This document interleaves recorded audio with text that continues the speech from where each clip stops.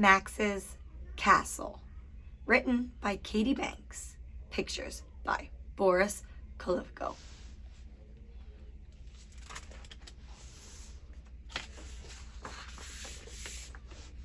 Max's Castle. For Max and Peter. For Max and Andre. Max reached into a box under his bed. He was looking for something. When he found it, he put it in his pocket. "Hey, what's that in your pocket?" asked Max's brother Benjamin. "It's something amazing," said Max. He opened and closed his fist in his pocket. "What is it?" said Carl. He was Max's other brother. "It's something marvelous," said Max. He wiggled his fingers in his pocket. "Well, show us," demanded his brothers. Max took his hand from his pocket and opened it slowly. "It's a block," he said. On one side of the block was a letter. "What's so great about that?" asked Carl. "Aren't you too old for that?" asked Benjamin. "No," said Max. He pulled the box from under his bed. Inside were more blocks of different colors, shapes, and sizes. There was another box filled with toys, and another with a dinosaur skeleton. "What are you going to do with those?" asked Benjamin. "I'm going to make a castle," said Max. He began by building the walls. Then he built some halls. Pretty soon, the castle had many more rooms.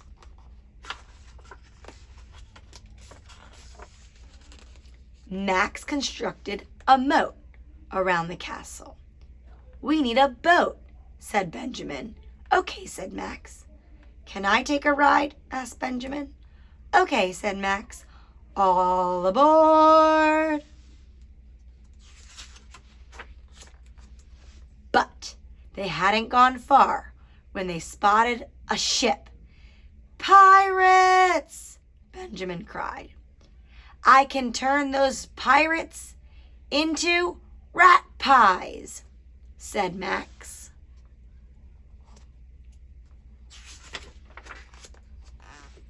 "The castle needs a king," said Carl. "I'm the king," said Max. "I want to be a king," said Carl. "Me too," said Benjamin. "You can be knights," said Max. "In every knight, there's a king."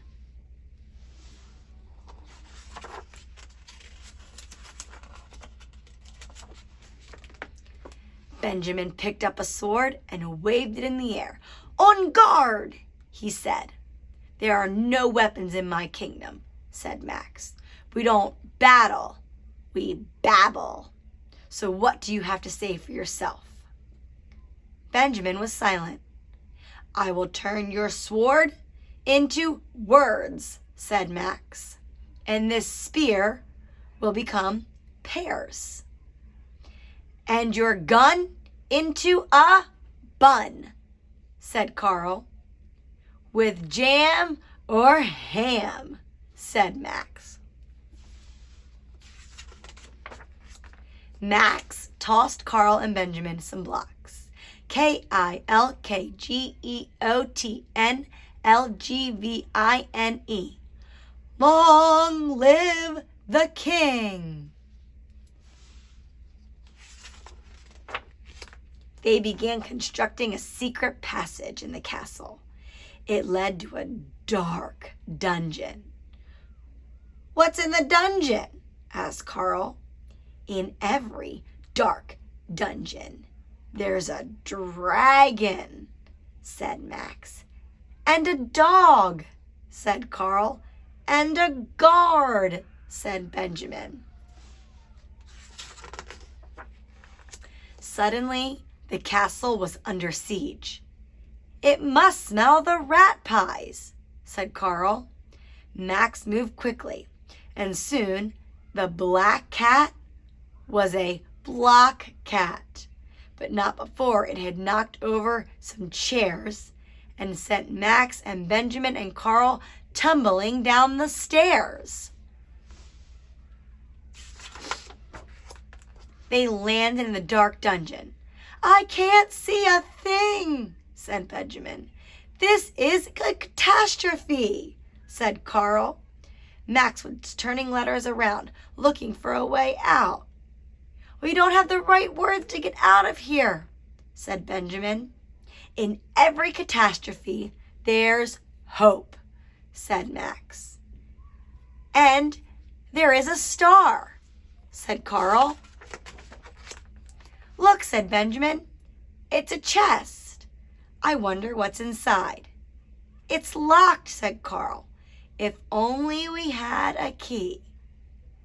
I see a key, said Max. He took the key from Monkey and opened the chest. They all peered inside. Uh-oh, said Max. In every dark dungeon, there's an adder, too. What's an adder, said Carl. A snake, said Benjamin. The snake began to uncoil. It's lifted its head. We need a snake charmer, said Benjamin. Carl took his bugle and began to play. The snake rose into the air, twisting and turning. If I could just borrow that said Benjamin. He took the letter from bugle and the music stopped. The adder became a ladder, and Max, Benjamin, and Carl climbed out of the dungeon. The knights followed the king back to the great hall. In this drawer is a reward, said Max. Usually the knight gets a damsel, he said, but I will give you medals instead. And a horse, of course.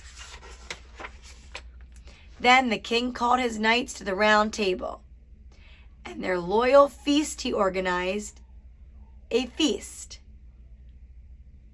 From the castle tapestry he made pastry, and from the parapets he made tea. Then, with all the leftover letters, he made spaghetti. Long live the king, said Carl and Benjamin. And long live his knights, said Max.